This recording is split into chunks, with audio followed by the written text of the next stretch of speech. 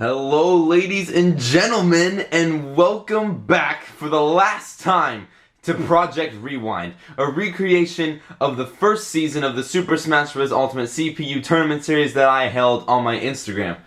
Well, here we are, everybody, in the finale of the series. It has been a wild ride putting this together, not only for myself, but for you guys, in both terms of just getting everything to work, going through a lot of trials and tribulations of how matches should go, and how I should update the quality and whatnot, and a bunch of different recording setups that I had to try out. A lot of work was put into this, and I'm glad that at least some of you out there are still appreciating the series to this day. But also, just to go on this journey and reminisce over one of, honestly, the greatest things I've done in my life, really. I know that's a really, huge thing to say, but I genuinely had fun putting on all these tournaments on my Instagram for people, and just to get a bunch of people to come together, to talk to each other, to overall just have fun. I mean, it was one of the greatest experiences I've ever had, and to get to share it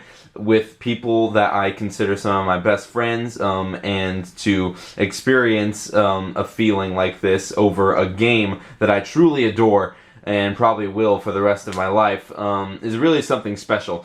And you know, I could have avoided having to do all of this if I just saved everything on my Instagram, but it's been good to reminisce over the past few episodes, just to remember all the good things that happened during then, and now it's come to an end, and so I will be sure to never delete these off my YouTube, even though this isn't going to be replicated to the most accurate representation of what the tournaments in the first season actually were. It's still going to end up the same way that it did in the original, so it's good enough for me, and I hope it's good enough for you. So, enough of the speech, let us actually get into the tournament, ladies and gentlemen. This is episode 13 of Project Rewind, and this episode will be covering the last tournament before the finale. So this is the exact, and this tournament was live streamed 3 days before the finale actually aired, or was it 4 days? It was 4 days before, actually, but I announced the finale 3 days in advance. So it was just yesterday where I announced it after this tournament was held. So this tournament was held 4 days before the finale, so May 18th, 2022, and then 4 days later, May 22nd, would be the finale of the season. But of course, as I've mentioned, I will not be covering the finale because the full original thing is available to watch on my Instagram. But here we are at episode 13, and we are going to be reusing a tournament theme, just like the last episode, and this will be the last tournament theme that's reused, and I mean, obviously just the last tournament in the series, obviously, so that doesn't really matter, but we are going to be reusing a tournament theme, so nothing new to end off Project Rewind, just something you're familiar with, and it's honestly going to be as simple as it can be. There is a tournament theme to this, but honestly, there's no special gimmick that's going to happen in the matches. It's just going to be 3 stocks, final smashes on, unlimited time, nothing like that. There's no stage morph, no items, no stamina, or anything like that. However, there is something a little bit different about the characters in this match, and you've probably already figured out which tournament theme we're reusing. Yes, ladies and gentlemen, this tournament theme is the random tournament theme, which means the characters were not chosen by the participants. They were chosen by the game. I assigned everybody a CPU number, and that CPU number correlated to where they were going to be in the bracket and to what character they got. So all of the characters that you will see here were not chosen by anyone. They were completely chosen by the game. And that is the whole aspect of the random tournament theme, because you never know what you're going to expect, at least when it comes to your character. So, and that's basically it. There are no special rules or gimmicks or anything like that. So, ladies and gentlemen, let's end off Project Rewind here and now, and you can come along with me to do this. So, let me just turn up the volume here, and as you can see, my volume isn't working. There we go. In our first match here, we have a Peach, Ganondorf, and Shulk. The Peach belongs to Kobe Billups, the Ganondorf belongs to Iris Wood, and the Shulk belongs to me. So, let's get this match started, ladies and gentlemen. Moving on into the first match of the tournament here, ladies and gentlemen. Like I said, meeting up with Kobe Billups' Peach, Iris Woods Ganondorf, and my Shulk. So I could be dead wrong when I say this, but I believe I'm correct when I say that this is the first tournament that Ganondorf has actually appeared in, which surprises me. Because, oh my god! Brutalized! Jesus! Shulk losing his first stock almost immediately! My CPU is not having a good start. My god, that was insane! Okay, so back to what I was saying. I believe this is the first tournament that Ganondorf has actually appeared in. Which surprises me because he's not that bad of a CPU. Okay, Peach going to get caught in Shulk's final smash. Of course, he was the first one to get it because my CPU out here dying. Going to get a KO on Peach there. Going to give Ganondorf the stock lead momentarily. So, the level 9 CPU Ganondorfs are okay. Like, they're pretty decent, but they actually suffer from a lot of caveats that Ganondorf just has as a character. So he's actually one of like the worst characters in the game because while he may be menacing in appearance and just general like, oh my, that killed Peach? No way! She was at 25 when she died! How did she die? Oh my god, that's insane. Okay, well, Peach can use her final smash style. Gonna put Ganondorf and Shulk to sleep. Probably not gonna have, getting somewhat of a chance to heal as well. But anyway, the CPUs for Ganondorf just suffer from a lot of caveats that Ganondorf just has as a character. He's super slow on the ground and super slow in the air. And just has a poor recovery game. Like, hardly any of his moves are good for recovering with. But he makes up for all of that with the sheer amount of damage that he can do. Like, all of his attacks are absurdly strong. It's insane. So, I feel like besides this tournament, I feel like the only appearance that Ganondorf actually makes in a tournament is the finale. He does show up in the finale, but I feel like this is the only tournament here, so good on Random for giving him a chance in the spotlight. And unfortunately, Kobe Billups is Peach. I mean, we've seen Peach in a lot of tournaments, so I didn't really highlight her.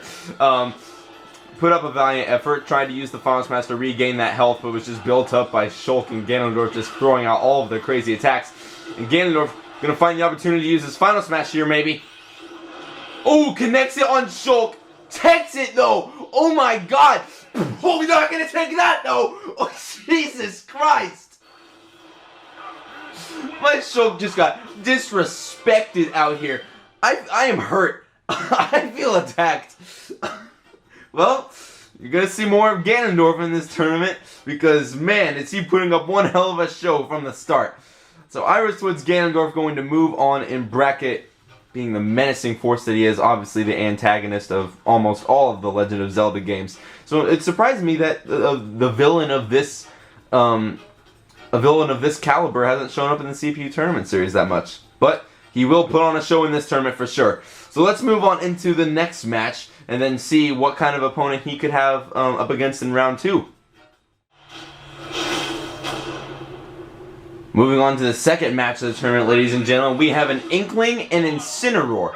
And keep in mind, none of these characters that are being seen in this tournament were chosen by the participants, so I'm not going to say these characters were chosen by the participants. It is all the game, so the character just belongs to them. So the Inkling belongs to Annette Bernson, and the Brennan Heckle belongs to, or nope, excuse me, the Incineroar belongs to Brennan Heckle. And so we've seen a little bit of Inkling in the tournament series and a little bit of Incineroar as well. Incineroar actually winning the second tournament in the entire series, Brady Solomon's Incineroar, along with Avery Stoll's Byleth. So Incineroar has definitely shown some promising results. Inkling, on the other hand, hasn't really. Inkling has appeared like a few times, I think like twice before now. I can't remember, but I know Inkling appeared in the Squad Strike one, the tag team tournament. Didn't really make it far though, so I think Inkling definitely has potential. I think she's a pretty good character, but the CPU just doesn't utilize her attacks all that well. The ink factor definitely helps her though. How she's able to rack up more damage as she applies more ink to her opponents. So that definitely helps. Oh man, she could have got the kill with the final smash right there, but Incineroar was able to break free using his final smash. Not going to connect though. Incineroar having all three of his stocks still intact. Inkling not looking so good on her second one though. And of course, Incineroar is a heavy, so he's going to be holding onto that stock for just quite a while. And all of his attacks are really meaty as well, so Inkling definitely has to be careful. Damn! Incineroar with a 3-stock lead. The more ink that Inkling has, the more stuff she's able to do. And the forward air will definitely close out that stock. Incineroar is really looking for an Alolan Whip, and why shouldn't he? Because it is literally one of the greatest moves in this game. Well, in terms of just damage output, it can leave you wide open if you don't connect it though, both on stage and off stage. But I don't know, Incineroar is just a fun character, and definitely a fun CPU to watch too. Inkling definitely makes the specials is where it's at for sure. All those all the things that she has in her toolkit can definitely give her an advantage in certain situations with the roller, the bombs, and all that other stuff. She techs the surface after using the Alolan Whip. Gonna fall right into that up smash. And that's the unfortunate thing about Incineroar. Just a lot of his moves just leave him wide open. Oh, but it does. Oh man, I thought he was gonna spike Inkling and bring her down with him, with using that up special right there. Still has a big lead though, because Inkling is at 148. However, Inkling really building up the percent. But Incineroar going to find the option to parry using the up smash. Incineroar's Brandon Heckle's Incineroar going to move on in bracket. So him and Ganondorf is going to be a fun match to watch. Net's Inkling just couldn't keep up with the pressure that Incineroar's Inkling just kept applying every second of the match. While being the slowest character in the game, he still was able to keep up with all of those attacks. So, definitely has shown promise in the CPU Tournament Series, so probably going to get decently far in this tournament, but of course I know the outcome, so I can't tell you how that's going to happen, but you guys will just have to see how it goes. So, let us move on to the next match and see what kind of other characters of these participants have been given by the game. Moving on into our next match here, we have a Rosalina and Luma, a Roy, and a Diddy Kong. The Rosalina and Luma belongs to Caden Howard, the Roy belongs to Neil Zolgaman, and the Diddy Kong belongs to Robin Heimerman. So we haven't seen a lot of these characters. Oh my god, Diddy Kong barely survived there with the stage moving up. We haven't seen a lot of these characters in the CPU Tournament Series. Rosalina, I think we've only seen once up until this tournament, and that was in the very first tournament as well. Roy and Diddy Kong, I think, have appeared like twice in other tournaments, but they haven't really gotten in very far in those tournaments by any means, but they definitely have made an appearance nonetheless. So this match is going to give them a chance to have a better time in the spotlight.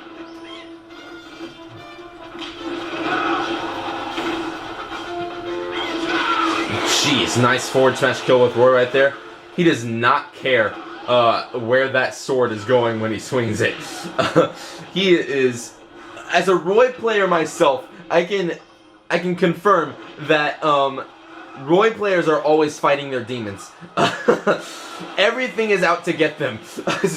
As long as the sword hits something, they're satisfied. But yeah, Roy's a very aggressive, in-your-face, rush-down type of character. And he's a really good character, too.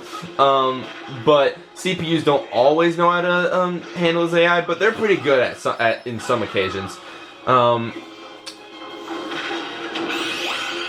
players and CPUs always find themselves in the midst of a big fight. And that's partly on their part, because they're just that aggressive. Oh my gosh, Diddy Kong sending Roy and Rosalina far into the blast zone. Jeez! Going to get a clean KO on Rosalina right there, bring her down to her last stock. But anyway, yeah, Roy players can find themselves with a lot of damage dealt to them if they're not that wise with their attacks, if they're just going in, just looking for a kill, always in their opponent's faces. Diddy Kong is kind of that type of aggressive as well, but he's a little bit more wiser and careful with his attacks than that.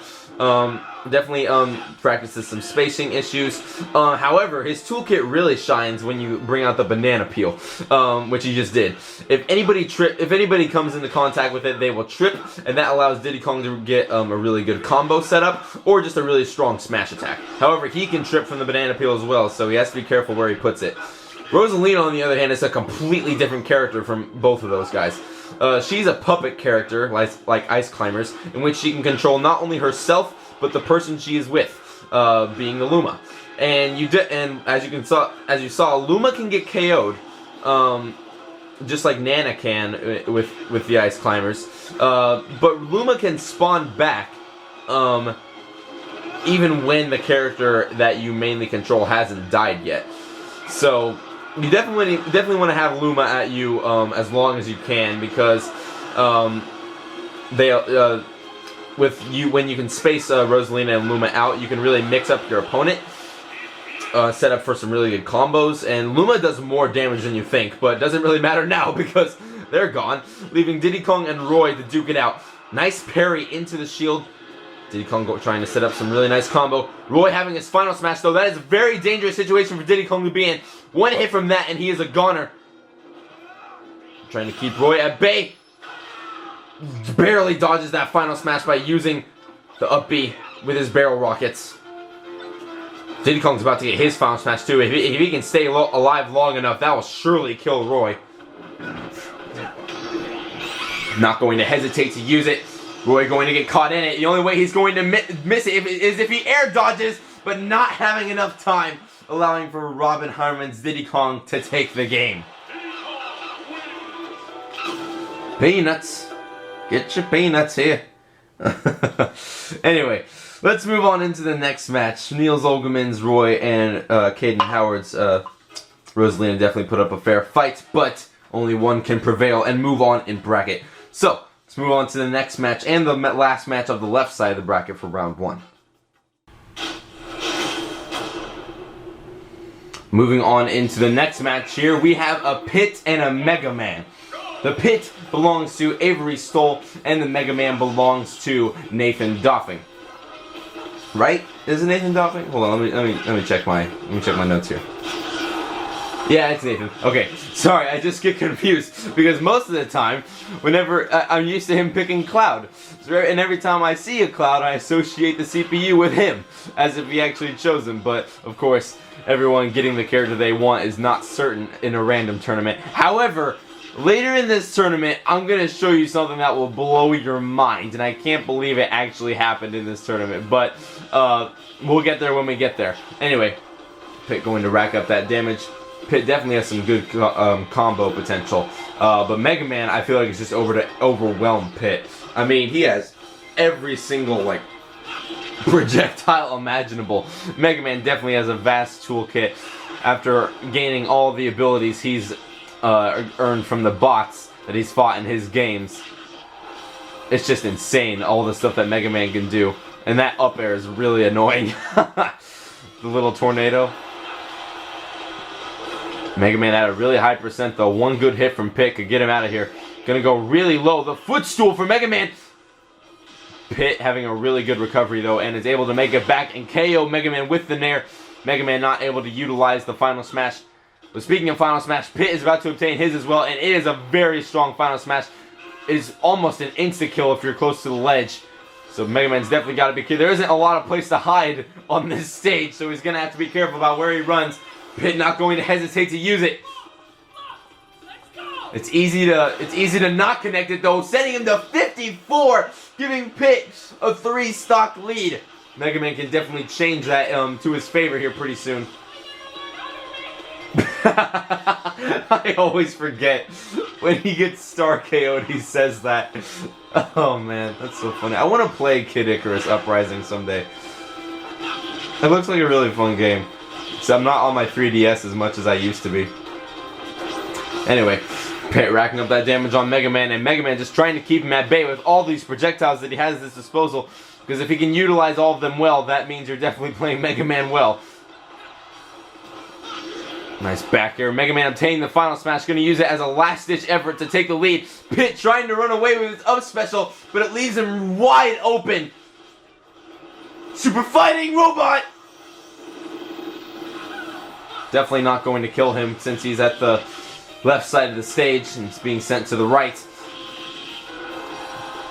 Seeing what Mega Man CPUs can do, they can pop off sometimes, so I won't be surprised. Okay.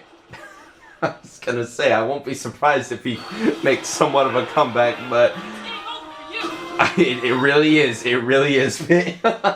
So, Nathan Doffing's Mega Man unfortunately not going to move on in bracket, but Avery Stoll's Pit, I feel like definitely deserved that win. Definitely put up one heck of a fight and is going to prove to be a fearsome force moving on later into the bracket. And speaking of moving on into the bracket, let's move on to the right side of it and see what other characters we have in this tournament.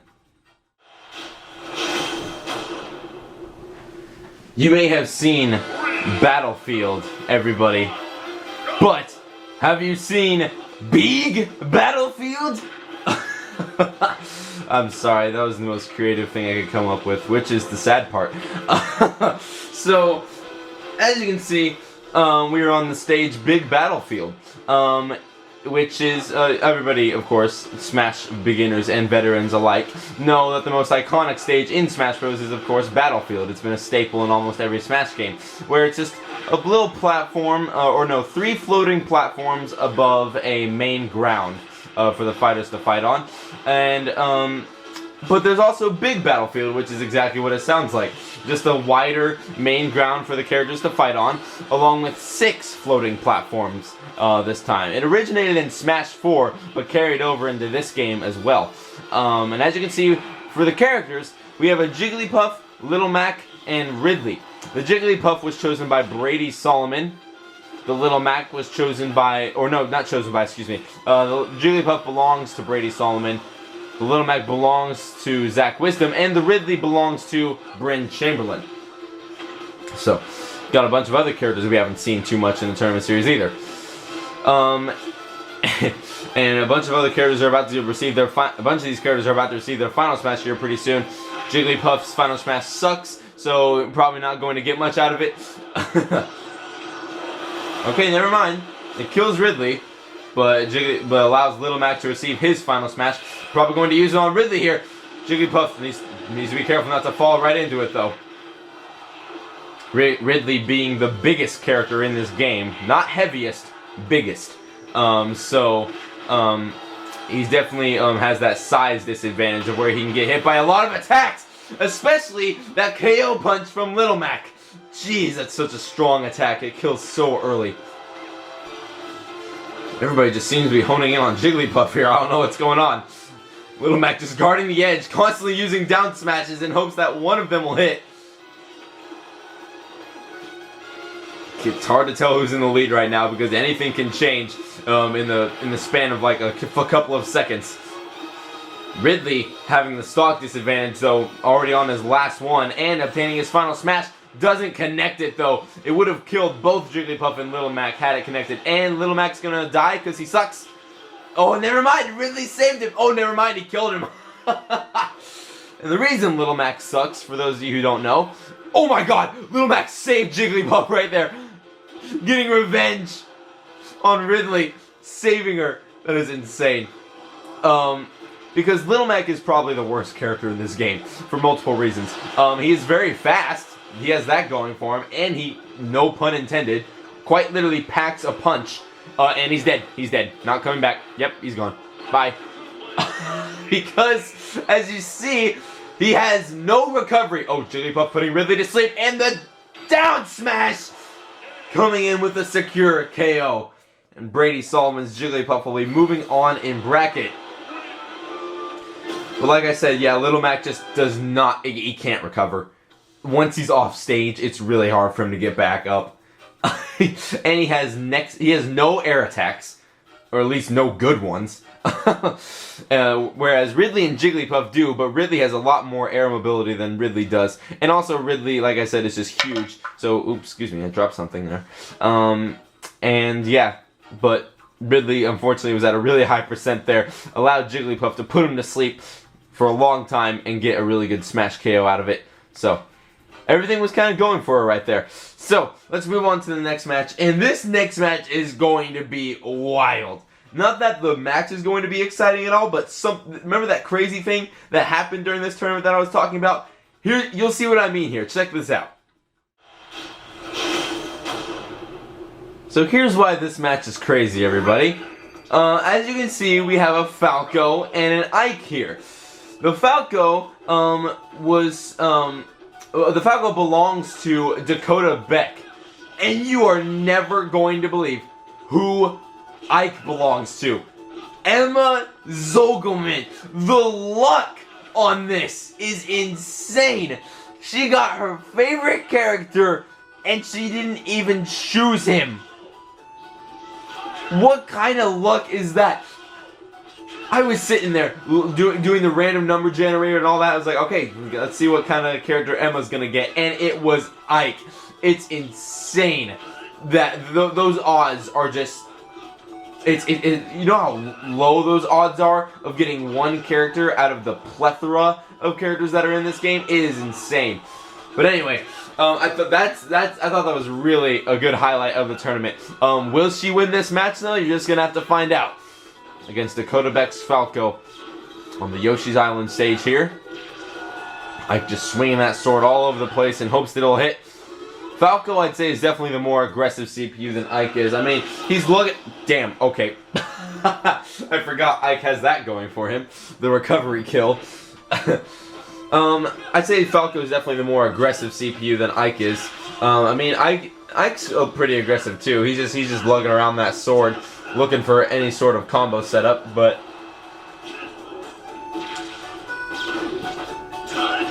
Ooh, almost connected that forward smash there. Receive the final smash. Gonna try and use it on Ike here pretty soon before Ike has a chance to use his. Doesn't even need it though. Uses the up smash, sending him to the skies. He may use it right here though, when he really needs it. Oh my god, I thought he was gonna set up a really good combo. Up tilt into the final smash. That will definitely do some damage. Is it going to kill though? Probably not. Sends him pretty high up, but not enough to get a KO off of it. Falco really upping up his game here. Or upping up that. What the fuck does that mean? Oh no!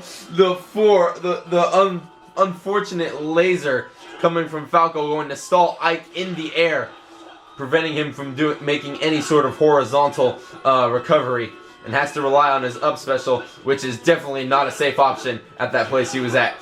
Falco having the stock advantage now. Ike definitely doesn't want to be falling into Falco's range like that, because Falco can definitely rack up some pretty hard-hitting combos with with most of his throws. Oh my god, Ike really going deep, trying to go for the up B kill again. Can't rely on that every single time though. Having the final smash on deck though, Falco trying to do anything he can to prevent Ike from using it, but falls right into it. And that's going to be a KO for Ike. Kind of evening up the game now. It all comes down to the wire here. Ike really loves that up smash. Just trying to use all the smash attacks that he has. Ooh, the meaty back air coming from Falco is not going to be enough. Oh wait, it might be enough. That was insane offstage pressure coming from Falco right there. Right there. Oh, God. The double lasers into the reflector. And he doesn't even have anything to reflect from Ike. So, it was unfortunate that Emma Zogelman's Ike, it's unfortunate that she got him on random but didn't make it past the first match. I thought all of the luck was going to be in her hands and she was going to win the tournament. But Falco just has a lot of, he can do a lot of stuff off stage. So, it was hard to keep up with that pressure. But unfortunately, we're not going to see Emma Zogelman's Ike in the rest of Project Rewind. He does make an appearance in the finale, doesn't really win the tournament, doesn't get too far either, but we still like Ike, and if a second season is possible for the CPU Tournament Series, we will definitely see the return of the King and the Queen, and perhaps Emma Zogman will finally take a victory. But for now, Dakota Bex Falco going to move on in bracket, and we will see how he does from there. But let's move on to the next match, folks. Moving into our last free-for-all match of round 1 and of the tournament, we have a Bayonetta, a Link, and a Fox. The Bayonetta belongs to Austin Doffing. The Link belongs to Caden Reynolds, and the Link is in a lot of trouble. Bayonetta really, oh my God, double KO coming from Link. He was on the brink of death there for a minute.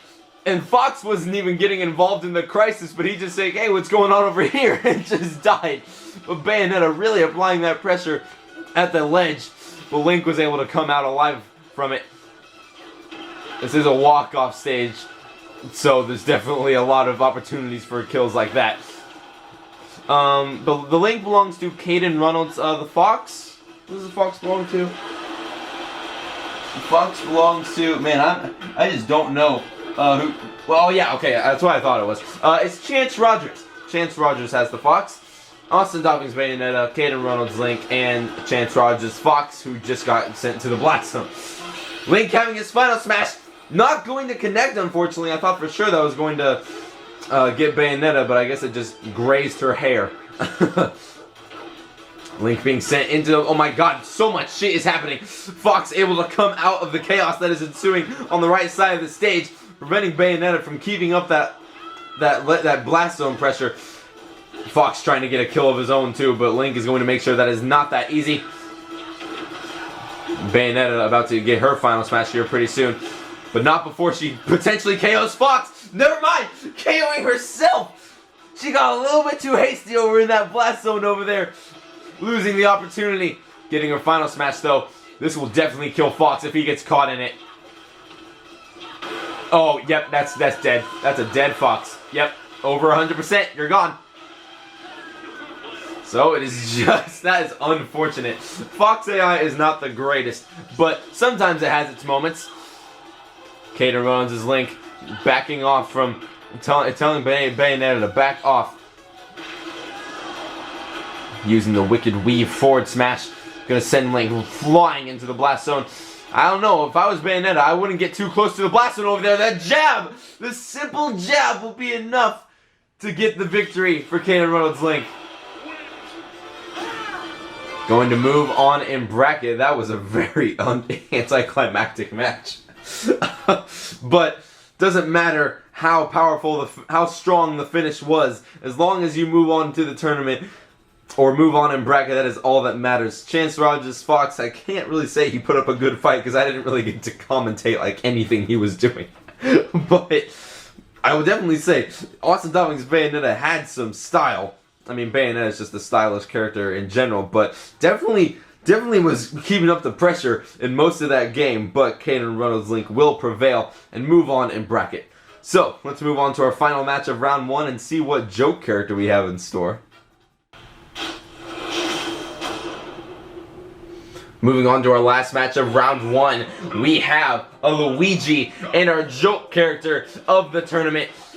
The Luigi belongs to Ian Solomon, and our joke character is the last member of Mafia City besides the leader, who we unfortunately won't get to see in Project Rewind. He appears in the finale for one last fight, but you don't get to see him in the rest of Project Rewind. The leader is DiGiorno, who we've seen already, but we're not going to see him again. This, my friends, is Angelo. And he is the oldest member of Mafia City. Not the leader, but the oldest in terms of age. You can see he's got a little gray hair going. And doesn't really have much of a backstory other than that he is a war-torn pseudo-samurai soldier type thing, in which he wielded a sword during the Korean War fighting for his people. Definitely was one of the odd ones out in the army, but he fought well, and he has a lot of PTSD. So in order to ease his mind from a lot of the stuff, he decided to join Mafia City just to give him something, just to take his mind off of everything that happened. Why he went to join a mafia gang to get rid of that PTSD. We can't explain that, but he's proven to be a good asset for Mafia City regardless. Okay, that's all the backstory we have for him.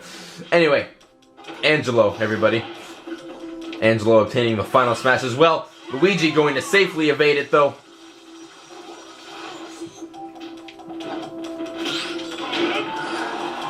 Man, that side special is insanely strong. Down throw into up special, did that work? My god, Luigi's just falling into everything that he has. Misfire coming through. Getting the back air. Luigi definitely has a lot of combo potential with his grabs into the down throw, but he doesn't even need that. He's going to use the up special sweet spot. Doesn't quite kill him yet though. He definitely has a lot of more powerful attacks like that up his sleeve. Like the forward smash, going to send Angelo right into the blast zone. Ian Solomon's Luigi is holding up as of right now.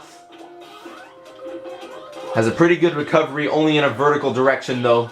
But he also has his side B, which can act as a recovery tool as well. However, if you get hit by it when it's a misfire, which is the terminology we use for when in a 1 of 10 chance, his side B will send super far and do a lot of damage if it connects to you. If you get hit by it, say your prayers. That down B is also really good too. Oh, I thought he wasn't going to make it back there for a second because his back was towards the ledge. He obtained the final smash and is going to use it. Not even going to hesitate, going to send Angelo to the skies. And Ian Solomon's Luigi moving on in bracket in style. Bang, bang. I love that victory screen. Luigi's awesome, man. We stand Luigi here. Anyway, now that that is over, round 1 has come to an end and all of our joke characters have been seen. We're not going to see the leader of Mafia City, DiGiorno, in Project Rewind. He does make an appearance in the finale though, which we won't cover, but he's definitely in there, who is the leader of Mafia City, so it's only right to save him for last. But anyway, that is round 1 of the tournament, ladies and gentlemen. Let's go into round 2 now. We're going to meet up again with all the characters that have won their previous matches and see who has a chance of becoming the victor of this last tournament.